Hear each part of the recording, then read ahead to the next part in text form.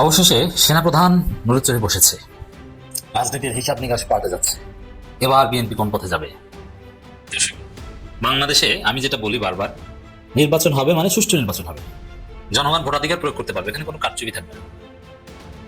আর বিএনপির এখন স্বপ্ন, রাস্তা একটাই যে তারা কারচুপি করবে, এবং কারচুপি করার জন্য ওই সিসিটিভি ফুটেজের প্রমাণ থাকে, যার ফলে ভোট কেন্দ্রে সিসিটিভি ফুটেজ বসানো হয় আর ওটা বিএনপি ভেঙে ফেলে।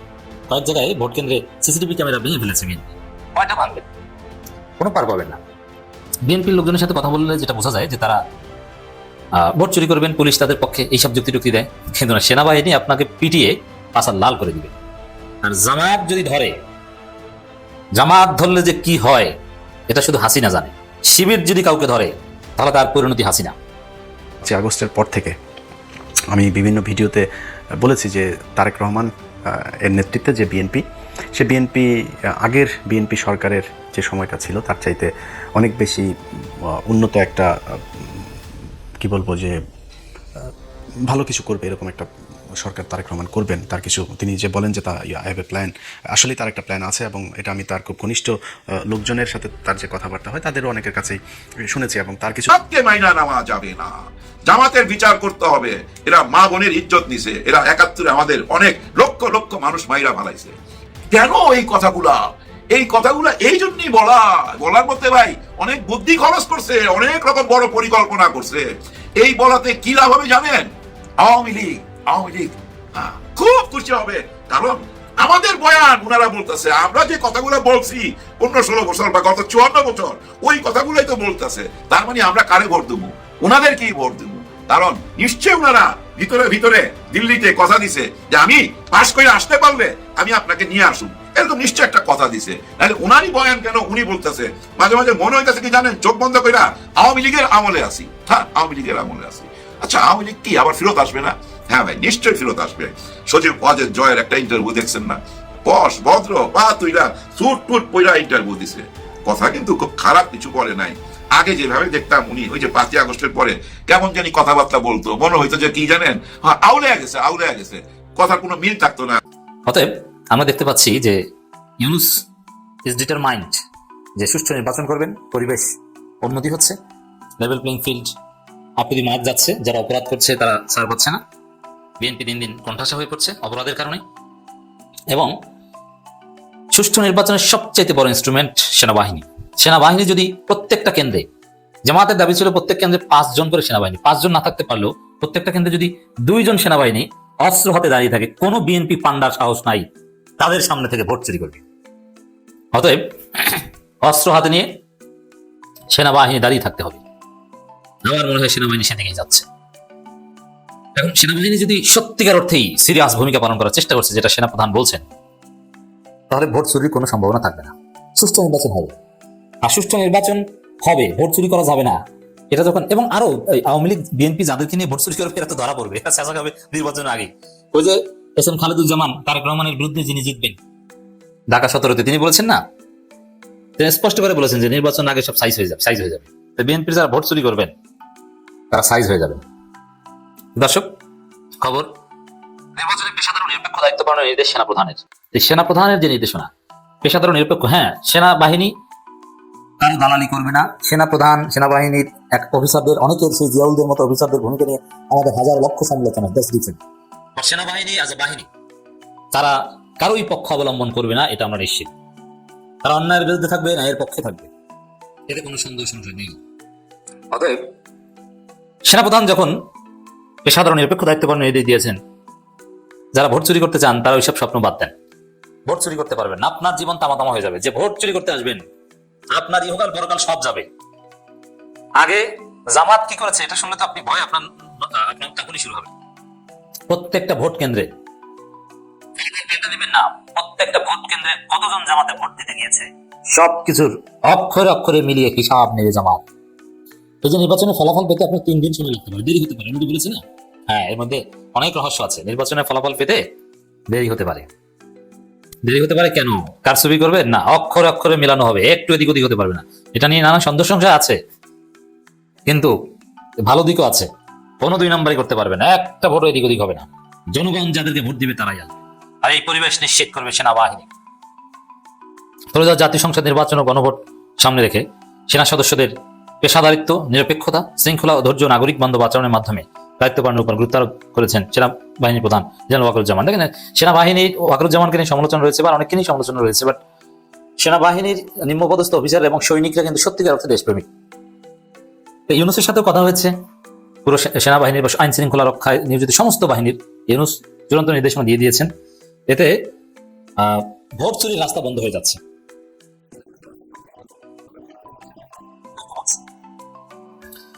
অবাধ, সুষ্ঠু, শান্তিপূর্ণ নির্বাচন অনুষ্ঠানে সেনাবাহিনীকে সর্বাত্মক সহযোগিতা করে রোহিত জাতীয় সংসদ নির্বাচন এবং গণভোট উপলক্ষে আইন শৃঙ্খলা পরিস্থিতির মূল্যায়ন এবং মোতায়েন করে সেনা সদস্যদের কার্যক্রম সরজমিনে দেখতে কুমিল্লা চট্টগ্রাম এলাকা পরিদর্শন করে সেনাপ্রধান। এর মানে মাঠে নেমে সেনাপ্রধান এবার তদারকি করছেন। সেনাপ্রধানও এটা সেনাপ্রধান বাঁচতে হলে তাকে করতে হবে, কারণ কোনোভাবে যদি সেনাপ্রধানের ভূমিকা প্রশ্নবিদ্ধ হয় এবং সেনাপ্রধানের দুর্বলতার কারণে কোনো অঘটন ঘটে এবং নির্বাচন না হয় বা নির্বাচন কাটছে হয়, তাহলে মানুষ সবার আগে যাদেরকে ন্যায় করবে তখন তিনি কি করেছেন, তিনি গাদ্দারি করেছেন বলে এটা করেছে। এই জন্য সেনাপ্রধান বাঁচতে হলেই তাকে সঠিকভাবে দায়িত্ব পালন করতে হবে। আমরা বিশ্বাস করতে চাই এবার সেনাবাহিনীর ভূমিকায় সুষ্ঠু নির্বাচন হবে। কোনো ভোট চুরি, ভোট কারচুপি বিএনপি করতে পারবে না। এখন ভোট চুরি, ভোট কারচুপি নিয়ে সংশয় বা সন্দেহ, এটা হচ্ছে রিগার্ডিং বিএনপি। কারণ বিএনপি প্রকাশ্যে ভোট চুরির চেষ্টা করছে, গ্রামে গঞ্জে বলে বেড়াচ্ছে যে তারা ভোট ডাকাতি করবে, কিন্তু পারবে না। সেনাবাহিনী আছে, আর সবচেয়ে বড় সেনাবাহিনী বাংলাদেশে শিবির সারা বাংলাদেশের মোতায়েন থাকবে। নির্বাচনের আগে এবং নির্বাচনের পরে শিবির নামক সেনাবাহিনী মোতায়েন থাকবে। শিবির সেনাবাহিনী থেকে কেউ বাঁচতে পারবেন না, কোনো চোর শিবিরের বাহিনী থেকে বাঁচতে পারবে না। হয়তো বিএনপির যারা ভোট চুরির চেষ্টা করছেন, কঠিন জিল্লতি আপনার জন্য অপেক্ষা করছে। আপনি যত বড় হাঁটামোলা হোক না কেন, হাসিনার মতো হাসিনা পালিয়েছে, সারা পৃথিবী যার সাথে ছিল, আর আপনি তো কোন চাটের বল? আপনি কে? আপনি বিএনপি, আপনি তো ধৈর্যা, আপনার পেট মোটা, ওইটা কি ভয় পায়? আপনার দাঁত বাঁকা হয়ে গেছে, ঠোঁট বাঁকা হয়ে গেছে, একটার পর একটা বিড়ি ধরান, আপনাকে জেনজি গুনে না। শিবির আপনার মতো পেট মোটা সারানার দাম দেয় না। আপনার পেটের উপর একটা লাথি দিলে আপনি ঠুস করে উঠবে, ওটা কিছু না। অতএব যারা ভোট চুরি চিন্তা করছেন, সোজা হয়ে যান। আমি বলছি, আমার আলোচনা শুনেন অনেকে, সোজা ভালো হয়ে যান, ভোট চুরি চিন্তা করেন না, বৈধভাবে যা করতে পারেন করেন। আন্তঃবাহিনী গণসংযোগ আইএসপিও জানায়, পরিদর্শনকালে সেনা সদস্যদের কার্যক্রম পর্যবেক্ষণের পাশাপাশি প্রয়োজনীয় দিক নির্দেশনা দেওয়া হয় এবং অসামরিক প্রশাসনের সঙ্গে মত বিনিময় করা হয়। মানে পুলিশের সাথে, আনসারের সাথে সমন্বয় সাধন করে সেনাবাহিনী এবার ঐতিহাসিক ভূমিকা পালন করতে যাচ্ছে, যার মাধ্যমে সুষ্ঠু নির্বাচন হয়। সুষ্ঠু নির্বাচনের পরিবেশ নিশ্চিত হলেই বিএনপি ক্ষমতা যাবে, এই সন্দেহ আর তার মধ্যে থাকবে না। সুষ্ঠু নির্বাচন হবে, কারচুপির রাস্তা থাকবে না, এটা নিশ্চিত হলেই দেখবেন যে বিএনপি নাই হয়ে যাবে। ছাত্র সংসদ নির্বাচনে যেরকম বিএনপি অবস্থান ছিল ওরকম হবে। হাইস্কুলের তথ্য অনুযায়ী চট্টগ্রাম সার্কিট হাউস ঊর্ধ্বতন সামরিক কর্মকর্তা, বিভাগীয় কমিশনার, আইনশৃঙ্খলা রক্ষাকারী বাহিনী ও অসামরিক প্রশাসন কর্মকর্তাদের সঙ্গে মত বিনিময় করেন সেনাপ্রধান। আরো অনেক, মানে নানানভাবে সুষ্ঠু নির্বাচনের জন্য সেনাবাহিনী অসাধারণ রোল প্লে করছে, এখন পর্যন্ত আমরা দেখতে পাচ্ছি। 5 আগস্টের পর থেকে আমি বিভিন্ন ভিডিওতে বলেছি যে তারেক রহমান এর নেতৃত্বে যে বিএনপি, সে বিএনপি আগের বিএনপি সরকারের যে সময়টা ছিল তার চাইতে অনেক বেশি উন্নত একটা, কি বলবো, যে ভালো কিছু করবে এরকম একটা সরকার তারেক রহমান করবেন। তার কিছু, তিনি যে বলেন যে আই হ্যাভ এ প্ল্যান, আসলেই তার একটা প্ল্যান আছে, এবং এটা আমি তার খুব ঘনিষ্ঠ লোকজনের সাথে তার যে কথাবার্তা হয় তাদেরও অনেকের কাছেই শুনেছি। এবং তার কিছু জিনিস যদি আপনারা দেখেন, গেল কয়দিনে তারেক রহমান দেশে যাওয়ার পর থেকে এখন পর্যন্ত আপনি দেখবেন যে এই বিএনপি হ্যাঁ ভোটের বিরুদ্ধে, সরাসরি না ভোটের পক্ষে অবস্থান নিয়েছিল। যখন সালাউদ্দিন বিএনপির একেবারে সামনের সারিতে নেতৃত্ব দিচ্ছিলেন মনে হচ্ছিল, তো তারেক রহমান দেশে যাওয়ার পর বিএনপি এখন হ্যাঁ ভোটের পক্ষে সরাসরি ক্যাম্পেইন করছে। তারপরে কিছু কিছু জায়গায় আবার বলা হচ্ছে যে বিএনপি বিসমিল্লাহ সরিয়ে দেওয়া হচ্ছে সংবিধান থেকে, এই হ্যাঁ ভোটের পক্ষে ভোট দিলে। একদম মিথ্যা একটা কথা।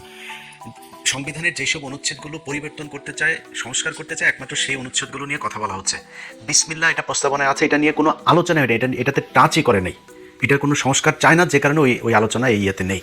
তো এটাকে বোঝানো হচ্ছে যেহেতু এই সংস্কারের এই জায়গায় নেই, সংস্কার এই জায়গায় থাকবে না, তো পুরো সংবিধান তো সংস্কার করা হচ্ছে না, সংবিধান তো আর বাতিল করে দেওয়া হচ্ছে না, সংবিধান এই সংশোধন করার একটা বিল আনার পক্ষে কাজ করছে। তো সেইখানে যেগুলো সংশোধন করা দরকার সেটার ব্যাপারে আলোচনা হয়েছে। যেহেতু সংস্কারের মধ্যে বিসমিল্লাহটা নাই, এটারে মানুষের মধ্যে শোনানো হচ্ছে যে বিসমিল্লাহ থাকবে, বিসমিল্লাহ থাকবে, বিসমিল্লাহর হাতই দেওয়া হবে না, ওইখানে আছে যেইভাবে আছে সেইভাবেই, যে অনুচ্ছেদ পরিবর্তন হবে সেটা নিয়ে শুধু আলোচনা হবে। তো এরকম বিএনপি তারেক রহমান দেশে যাওয়ার পর থেকে হ্যাঁ ভোটের পক্ষে এখন ক্যাম্পেইন শুরু করেছে। বিএনপি যাওয়ার পরে মির্জা ফখরুল ইসলাম ওবায়দুল কাদের, তিনি আপনার মাথায় টুপি দিয়ে বললেন কি, কোরআন সুন্নাহর বিরুদ্ধে কোনো আইন বিএনপি সরকার ক্ষমতায় গেলে হবে না। ও হলো নরেন্দ্র মোদীর পোলা, এই মির্জা ফখরুল। নরেন্দ্র মোদীর পোলা এখন কয় যে কোরআন হাদিসের বিরুদ্ধে আইন করা হবে না। এগুলি সব এই তারেক রহমানের গুতা। গোটায় এগুলো সোজা হয়েছে। তো এরকম কিছু কিছু পরিবর্তন দলের ভেতরে এসছে এবং আমি জানি না বিএনপি ক্ষমতায় যেতে পারবে কিনা এবার। বিএনপি যদি ক্ষমতায় যায়, যদি নাও যায়, 5 বছর পরেও যায়, তখন আমার এই একই বক্তব্য থাকবে, এখন যেটা বলছে আগেও যেটা বলেছে। সো আমি এই 5 তারিখের পর থেকে এখন পর্যন্ত যতগুলো ভিডিওতে এই ধরনের বক্তব্য দিয়েছি যে তারেক রহমান অনেক সুন্দর কিছু ভালো কিছু করবে, তার কিছু ভালো উদ্দেশ্য আছে, ভালো কিছু পলিসি আছে, এগুলো বলার পরে আমার যারা লোকজন আছে তারা আবার বলে নাটক কম করো, পিওটিও এইসব কমেন্ট করে। তো যাই হোক, আমি আমার বক্তব্যে এখনও যেই জায়গায় আছে, আগেও যেই জায়গায় ছিলাম, ভবিষ্যতে ওইখানেই থাকবো যে তারেক রহমান ভালো কিছু একটা করবে। এখন সমস্যাটা যেটা হবে সেটা হলো যে তারেক রহমান একা কতটুকু পারবে। এই তারেক রহমান দেশে যাওয়ার দেশে আসার আগ মুহূর্ত পর্যন্ত আপনারা দেখেছেন যে বিএনপির কথাবার্তা কত কিছু। তাহলে তারেক রহমান যদি ক্ষমতায় যায়, ওই লোকগুলোকে নিয়েই তো তারেক রহমান লন্ডনে থাকা অবস্থায় আমরা দেখেছি যে কয়েকশো বিএনপির লোকজনকে আপনার করা হলো, বহিষ্কার করা হলো সুনির্দিষ্ট চাঁদাবাজির অভিযোগে।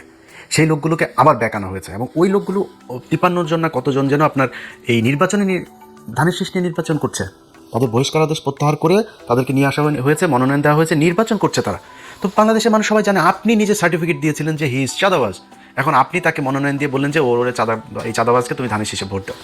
মানুষ তাহলে কারটা শুনবে? মানুষ তো জানো চাঁদাবাজ। এই লোক দিয়ে তো সম্ভব হবে না। সমানে আপনার এই দুই দেশের নাগরিক, দ্বৈত নাগরিকত্ব নিয়ে আপনি নির্বাচন করতে পারবেন না, কিন্তু আপনি করছেন। তো আপনার তো উদ্দেশ্যই আপনি 5 বছর চুরি করবেন, করে আবার ফের আওয়ামী লীগের মতো পলায় বিদেশে যায় খাবেন। আপনি নাগরিকত্ব করছেন না কেন, আপনি ছাড়ছেন না কেন? তারপরে ব্যাংক লোনে আপনি নির্বাচনের আগেই, ক্ষমতায় যাওয়ার আগেই আপনি এটার কি বলে ঋণ খেলাপি। তো একজন ঋণ খেলাপি যখন কিনা নির্বাচনের আগেই চুরি করে ক্ষমতায় আসতে চায়, ও তো নির্বাচিত হয়ে ক্ষমতা গেলে পুরো ব্যাংক দখল করে ফেলবে, পুরো ব্যাংক ধ্বংস করবে। এই আওয়ামী লীগের মতো, আওয়ামী লীগ যা করেছে সেভাবে ব্যাংক ধ্বংস করে ফেলবে, পুরো ব্যাংক খাবে বসে বসে। সেই চোর বাটপার লুচা। আমার চুয়াডাঙ্গার কথা বলি, আমার চুয়াডাঙ্গায় জামাতের প্রার্থী হলো একে অ্যাডভোকেট রাসেল ভাই, আর বিএনপির প্রার্থী হলো গিয়া শরীফুজ্জামান শরীফ। তিনি একাধারে চাঁদাবাজ, ধান্দাবাজ, দখলবাজ, টেন্ডারবাজ, সবশেষ ধর্ষক। ধর্ষণের অভিযোগ করেছে এক নারী। কেন অভিযোগ করেছে? সেও বিএনপি করতো, স্কুল শিক্ষিকা, গান গায়, শিল্পী। সেই নারীকে আপনার ধর্ষণ করার অভিযোগ করার কারণে তাদের স্বর্ণ চোরাচালান এই মামলায় ঢুকাই দিয়ে তারা জেলে রেখেছে, এখনও জেলে। এই সপ্তাহে হয়তো বা সে ভালো একটা সুসংবাদ পাইতে পারি, সে সম্ভবত বের হবে। তো এই ব্যক্তিরা যদি আপনি জামাতের রাসেল ভাইয়ের কাছে যদি আপনি শরীফ ধর্ষককে দাঁড় করান, তো মানুষ কাকে ভোট দিবে? সারা দেশে তো একই অবস্থা। এই যে মির্জা আব্বাস আর পাটোয়ারি তো কোনো রিক্সাওয়ালার কাছ থেকে চান্দা নেয় না, কোনো দোকান থেকে চান্দা নেয় না, ফুটপাত থেকে চান্দা নেয় না। চান্দা আব্বাসের কাজে চান্দা নেওয়া, সারা জীবন চান্দাবাজি করেছে, এখনও চান্দাবাজি করে।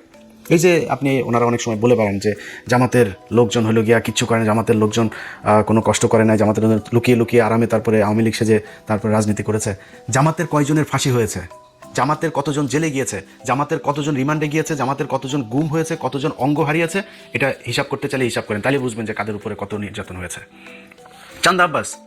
চান্দা আব্বাসের পুরো ঢাকা ব্যাংক আরামসে তার বেড়েছে, আরও বাড়তে থেকেছে। তারপরে আপনি এই যে মীর কাশেম আলী, তার ছেলে পর্যন্ত আপনার গুম হয়ে একদম কী অবস্থায় বের হয়েছে, আপনারা দেখেছেন সেগুলি।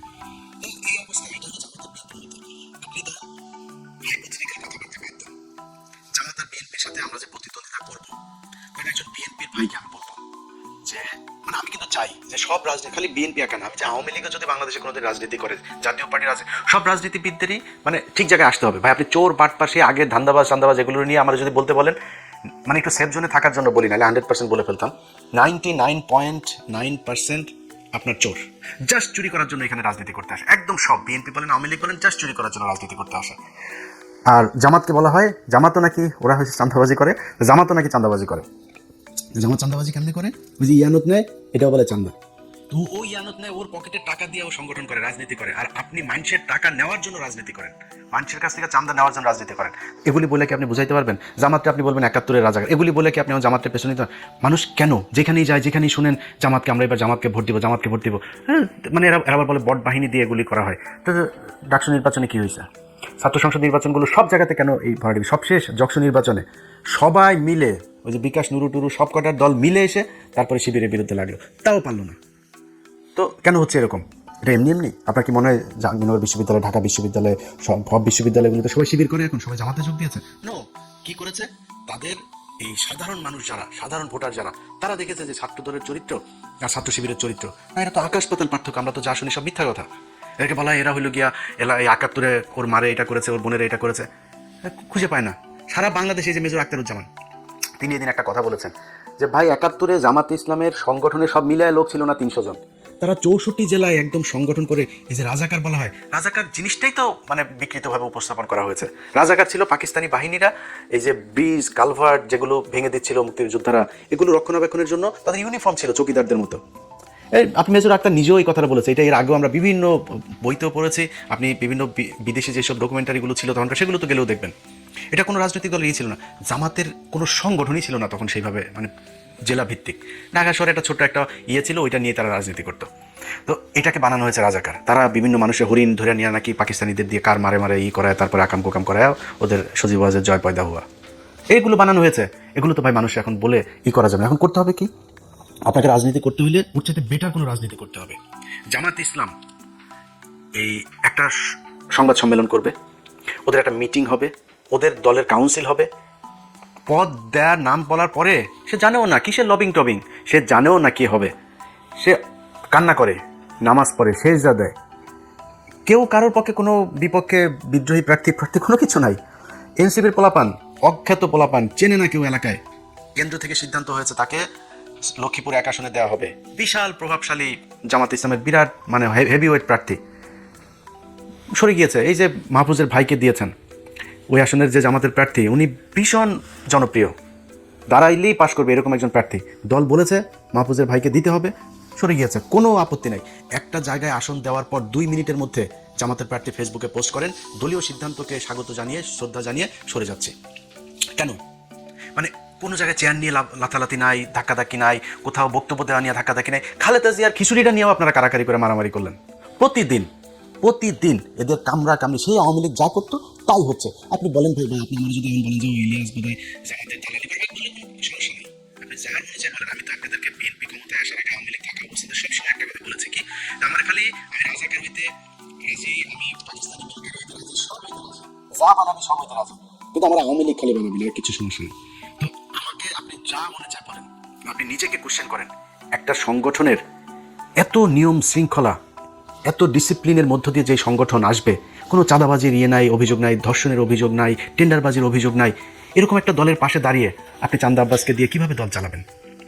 সো বেটার একটা পলিসি নিশ্চয়ই আপনাকে করতে হবে। কেমনে করবেন, কীভাবে করবেন সেটা আপনারা জানেন। কিন্তু আমি মনে করি যে যদি নাকি আপনি মনে করেন বিএনপি ক্ষমতায় যদি আসেও তারপরেও বিএনপিকে ক্ষমতায় টিকে থাকতে হলে, পরবর্তী নির্বাচনে আবার ক্ষমতায় আসতে হলে, এখন অনেক চামচা টামচা, অনেক তেলবাজেরা বিএনপিরই হয়েছে, যারা গত 6 বছরে যারা তারেক রহমানকে চেনেই না, তারেক রহমান লন্ডনের কি এরকমও বসে বসে টকশো করেছে, সেই সব লোকজনও এখন নিজেদেরকে স্বঘোষিত বিএনপির দালাল হিসেবে পরিচিত করার সুযোগ। এত ইজ্জত বেচতে পারবো না ভাই, এত নিচে নামতে পারবো না। আল্লাহর রহমতে আল্লাহ না খাওয়ায় রাখেন না, আল্লাহ গরিবও বানায় নাই। আল্লাহর রহমতে যতটুকু খাওয়ার দরকার হয়, আল্লাহ যতটুকু পড়ার দরকার হয়, যতটুকু নিজের চাহিদা আছে, আল্লাহর রহমতে করার মতো শক্তি আল্লাহ দিয়েছেন। আল্লাহ যেন এই জায়গায় রাখে, কারোর কাছে যেন চাঁদাবাজি ধান্দাবাজি হাত না পাতায়, তাইলেই হবে, আর কোনো কিছু দরকার নেই। কিন্তু যে পরিমাণে ন্যাকেট হইয়া মানুষের গালাগালি শুনে তারপরে দলের দালালি করে, নিকৃষ্টতম একটা কাজ। তারা যে গরিব মানুষ তা না, কিন্তু তারপরে মানুষ যা বলে বলুক, আমার একটু সুবিধা পাইতেই হবে, জোর করে তারেক রহমানের প্রশংসা করে তারপরে তার বিএনপির দালাল সাজতে হবে। এখন এইসব লোকজনের কাছে যদি আপনি আবার বিএনপির ব্যাপারে শুনেন, অনেক সুন্দর সুন্দর কথা বলে, যারা 6 বছর বিএনপির ব্যাপারে বহু নেগেটিভ কথা বলেছেন, আমরা আগেও যেভাবে বলেছি এখনও সেভাবেই বলছি, ভবিষ্যতেও। যেহেতু বিএনপির একটা বিশাল শ্রেণী ভারত বিরোধী মানুষ আছে এখানে সবাই চান্দা আব্বাস না, এখানে সবাই শরীফুজ্জামান শরীফ না, এখানে অনেক ভালো মানুষ আছে। সো বিএনপির সবচেয়ে বড় কথা হলো জিয়া পরিবার, তারা ভারত বিরোধী, এটা পরীক্ষিত, ইতিহাস এটার সার্টিফিকেট দিয়েছে। আমি তার বিরুদ্ধে কেন যাব? আমার তার বিরুদ্ধে বলতে হবে কিসের জন্য? এটার যদি নাকি গঠনমূলক সমালোচনা করে তাদের যা ঠিক করা দরকার সেটা ঠিক করতে হবে। এটা যদি ঠিক না করেন তাহলে ভবিষ্যৎ অন্ধকার। আপনি যত কথাই বলেন, এখন এই যে অনেক ডিসি, এসপি, সচিব, অনেক পুলিশের ওসি অনেকে কিন্তু বিএনপি সাজার চেষ্টা করতেছেন। কিন্তু আপনাদেরকে একটা জিনিস বলে রাখি, সামনের হিসাব নিকাশ কিন্তু, সব কথা সোশ্যাল মিডিয়াতে বলা যাবে না, কিন্তু সামনের হিসাব নিকাশ কিন্তু অত ইজি না। শুধু একটু ক্লু দেওয়া যায় আপনাদেরকে। এই যে এনসিপি জামাত ইসলামে যোগ দিল না, এটা খুব সহজভাবে নিয়েন না। এই যে সরকার এখন হ্যাঁ ভোটের পক্ষে ক্যাম্পেইন করছে, খুব সহজভাবে নিয়েন না। এই যে রিসেন্টলি দেখবেন সেনাবাহিনী আপনার সন্ত্রাসী ধরপাকড় শুরু করেছে না, যাদেরকে দিয়ে মারামারি করবেন, শয়তানি করবেন, মানুষের ভয়ভীতি দেখায় ভোট নেবেন, নির্বাচন আসতে আসতে কিন্তু এই ধরনের লোকজন পুরো শূন্য হয়ে যাবে। যেসব ডিসি, এসপি, ওসিরা বাড়তি দালালি করে তারপরে মনে করছেন কোনো একটা দল ক্ষমতায় আসবে, মনে করেন হাইপোথেটিক্যালি ক্ষমতায় আসলো, যে আমি কোনো দলের নাম বলছি না, যে কোনো একটা দল আসলো, আর সেই দলের দালালি আপনি করছেন, মনে করেন সেই দলটা 5 বছর পরে যাবে না ক্ষমতা থেকে? আপনাদের যাদেরকে মাফ করে দেওয়া হয়েছিল 5 তারিখে, তাদেরকে কিন্তু মাফ করবে না এর পরের বার। সো খুব হিসাব করে আপনি আপনার দায়িত্ব পালন করবেন, বাড়তি সুযোগ সুবিধা দেওয়ার চেষ্টা করেন না। কারণ জামাত ইসলাম যেই পলিসি নিয়ে তারা আগাচ্ছে, সেটা হলো প্রতিটা কেন্দ্র তারা কাউন্ট করবে। এবারের আগে থেকে বলে রাখি, এবারে নির্বাচনের ফলাফল ঘোষণা হইতে পারে 3 দিন লাগতে পারে, কমপক্ষে 3 দিনও লাগতে পারে এবারের নির্বাচনের ফলাফল। কেন লাগতে পারে? কারণ কিছু কিছু জায়গায় এরকম 2 নম্বরই করতে পারে। হঠাৎ করে ডিসি অফিস থেকে একটা হয়ে যেতে পারে, ঘোষণা হয়ে যেতে পারে, অমুক 3.5 লাখ ভোট পেয়েছেন অমুক চান্দা আব্বাস। এখন চান্দা আব্বাসে 3.5 লাখ ভোট পেয়েছে, এখন পাটোয়ারির ভোটগুলি তো জামাতের লোকজন তো প্রতিটা কেন্দ্রের ভোট তারা কাউন্ট করেছে, কেন্দ্র থেকে ফলাফল নিয়েছে, ঘোষণা দিয়েছে ওখানে যিনি আছেন প্রিজাইডিং অফিসার। তো তিনি যে বললেন এই কেন্দ্রে ভোট হয়েছে হলো, ধরেন সারা ওই ঢাকা 8 আসনে মনে করেন ভোটার হলো 2 লাখ। এখন কেন্দ্র প্রতি কেন্দ্র হিসাব করে দেখা গেল পাটোয়ারি ভোট পেয়েছে 1.5 লাখ, চান্দা আব্বাস পেয়েছে 50,000। কিন্তু তার আগে ওইদিকে রিটার্নিং অফিসারের অফিস ঘোষণা দিয়ে দিয়েছে ঢাকা আসনের বেসরকারিভাবে বিজয়ী হয়েছেন চান্দা আব্বাস। এখন প্রতি কেন্দ্রের ভোটে ক্যালকুলেটর করে দেখা গেল যে ভোট বেশি পেয়েছে তখন কই যাবেন? সো এরকম 2-1 জায়গায় ঘটতে পারে, আর বেশিরভাগ জায়গাতেই এরকম করা যাবে না। খুব সুষ্ঠু একটা ভোট হবে, এটা মাথায় রেখে তারপরে নির্বাচনে কাজ করতে হবে। যাদের এই যে ঋণ খেলাপি টেলাপি যারা করে এখন নির্বাচন, এই যে হাসনাতের এইখানে ব্যাংকের কর্মকর্তাকে জোর করে আদালতে নিয়ে এখন বলানো হচ্ছে যে তার সাথে আমাদের মীমাংসা হয়ে গিয়েছে। যে ব্যক্তি এটা করছে সে ক্ষমতায় গিয়ে পুরো ব্যাংক খেয়ে ফেলবে। আমি তার কেন বলতে, এই লোকটার গতকালকে একটা ভিডিও দেখলাম, সাংবাদিক ছবি তুলছে, প্রচণ্ড খারাপ ব্যবহার করে সেই লোকটার সাথে করছে। এ নাকি মানে উদয় মানুষজনের ধরে চর থাপ্পড় মারে, রিক্সাওয়ালাদেরকে গাড়ি থেকে বের হয়ে যায়, রিক্সাওয়ালা ধরে থাপ্পড়, মানে খুবই মানে বেয়াদব টাইপের লোক। তো এই ধরনের একটা লোক আপনার এলাকার এমপি হবে, এটা মানুষ মানবে যখন আপনার হাতে অপশন আছে। আগের হিসাব বাদ, আওয়ামী লীগের সোর্স ছিল, আপনি একটা বদমাশ ছিলেন, এটা অন্য জিনিস। এখন তো নিজেদের পকেটের টাকা খরচ করে ডিসিপ্লিন একটা দল আপনার অপোজিশনে। সো সেই সাধারণ মানুষগুলো যারা সুইং ভোটার, সেই সুইং ভোটারগুলোর সিদ্ধান্ত কোন দিকে যাবে। সারা জীবন কিন্তু এই সুইং ভোটারদের ভোটের মাধ্যমে এই দেশের রাজা নির্বাচিত হয়েছে, পরাজিত হয়েছে। সো এবারও সেটাই হবে আমি আশা করি। এবং সেই সুইং ভোটাররা কোন দিকে ভোট দিবে সেটা আমার মনে হয় বিশ্ববিদ্যালয়ের ছাত্র সংসদ নির্বাচনগুলোতে কিছুটা দেখিয়ে দিয়েছে। আমরা বিএনপি এবং জামাত, তাদের মধ্যে সে আওয়ামী লীগ বিএনপির মতো অবস্থা, আওয়ামী লীগ জামাতের মতো অবস্থা কখনো ফিরে আসুক আমরা চাই না। একটা দল নির্বাচনে জিতে আসবে, যারা এক্সট্রিম কথাবার্তা বলে তারপরে এই 2 দলের ভেতরে গ্যাঞ্জাম বাজাইতে চান, আপনার সোশ্যাল মিডিয়াতে কমেন্ট করে ভুয়া ফেক আইডি টাইডি খুলে তারপরে 2 দলের ভেতরে ডিজেফার কিছু আছে, আওয়ামী লীগের কিছু আছে, ইন্ডিয়ান কিছু আছে, এরা এগুলো করতে চায়। আমি সেই রাস্তায় কখনোই হাঁটবো না। বিএনপি এবং জামাত, এই দেশে 2টা রাজনৈতিক দল থাকতে হবে। সো 2টা রাজনৈতিক দল যেহেতু থাকতে হবে, আমি মনে করি বিএনপি এবং জামাত এই 2টা আমার বেস্ট চয়েস। সো তাদের ভেতরে প্রতিযোগিতা থাকবে, প্রতিদ্বন্দ্বিতা থাকবে, কখনোই সে আগের মতো প্রতিহিংসা হবে না, আগের মতো মানুষ গুম হবে না। নির্বাচনে জেতার জন্য কাউকে আপনার ফাঁসি দিয়ে মারা হবে না, নির্বাচন করতে পারবেন এই জন্য কাউকে জেলে নিয়ে রাখা হবে না, জেলে নিয়ে স্লো পয়জন করা হবে না। তো এটা কোনোদিন যেন ফিরে না আসে বাংলাদেশে। হ্যাঁ, মারামারি হবে, 2-4 জন মারাও যাবে, এরকম ঘটনা ঘটবে বাংলাদেশের মতো। এরকম মানে এখনও অর্ধসভ্য দেশগুলোতে তো এগুলো হবে, তৃতীয় বিশ্বে এটা খুব স্বাভাবিক বিষয় যে যেই সব দেশে এখনও রাজনীতিতে অনেক ব্যক্তি স্বার্থ থাকে, আর্থিক অনেক সুবিধা লাভের ব্যাপার থাকে, সেখানে হইতে পারে, কিন্তু সেই পরিস্থিতি যেন আর কখনো না হয় সেই আশা করি।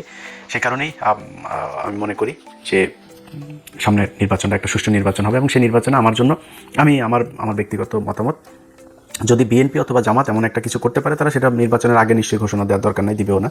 তাদের একটা কি সরকার, জাতীয় একটা সরকার টাইপের যারাই ক্ষমতায় আসুক, দেখা গেলো যারা সংখ্যাগরিষ্ঠতা পাবে তাদের প্রধানমন্ত্রী থাকবে, এরপরে কয়েকটা মন্ত্রণালয়, কতগুলো আসন পেলে কোন কোন মন্ত্রণালয়ে কাদের কোনটা থাকবে, এরকম কিছু মন্ত্রণালয়গুলো তাদের কিছু ভাগ দেওয়া। জামাতকে মাইনা নেওয়া যাবে না, জামাতের বিচার করতে হবে। এরা মা বোনের ইজ্জত নিছে, এরা 71 আমাদের অনেক লক্ষ লক্ষ মানুষ মাইরা ফালাইছে। কেন এই কথাগুলা এই জন্যই বলার মধ্যে ভাই অনেক বুদ্ধি খরচ করছে, অনেক রকম বড় পরিকল্পনা করছে। এই বলাতে কি লাভ হবে জানেন? আওয়ামী লীগ খুব খুশি হবে, কারণ আমাদের বয়ান ওনারা বলতেছে, আমরা যে কথাগুলো বলছি 15-16 বছর বা গত 54 বছর, ওই কথাগুলোই তো বলতেছে। তার মানে আমরা কারে ভোট দেবো? ওনাদেরকেই ভোট দেবো। কারণ নিশ্চয়ই ওনারা ভিতরে ভিতরে দিল্লিতে কথা দিছে যে আমি পাশ করে আসতে পারলে আমি আপনাকে নিয়ে আসুন, এরকম নিশ্চয় একটা কথা দিছে। তাহলে উনারই বয়ান কেন উনি বলতেছে? মাঝে মাঝে মনে হইতেছে কি জানেন, চোখ বন্ধ করে আওয়ামী লীগের আমলে আসি। হ্যাঁ, আওয়ামী লীগের আমলে আসি। আচ্ছা, আওয়ামী লীগ কি আবার ফেরত আসবে না? হ্যাঁ ভাই, নিশ্চয়ই ফেরত আসবে। সচিব ওয়াজেদ জয়ের একটা ইন্টারভিউ দেখছেন না? বস ভদ্র পা তুইরা সুট টুট পইরা ইন্টারভিউ দিছে। কথা কিন্তু খুব খারাপ কিছু বলে নাই। আগে যেভাবে দেখতাম উনি ওই যে 5ই আগস্টের পরে কেমন জানি কথাবার্তা বলতো, মনে হইতো যে কি জানেন, আউলে গেছে, কথার কোনো মিল থাকতো না। সকালে যে কথাটা বলছে পরদিন অন্য কথা বলতেছে, আউলা জাউলা কথা। প্রথম দিনই তো বলছিল আমরা আর দায়িত্ব নিব না, আমরা বাংলাদেশের সাথে নাই, আমার মা আর রাজনীতি করবে না, তোমাদের চিন্তা তোমরা করো, প্রথম দিন বলছিল।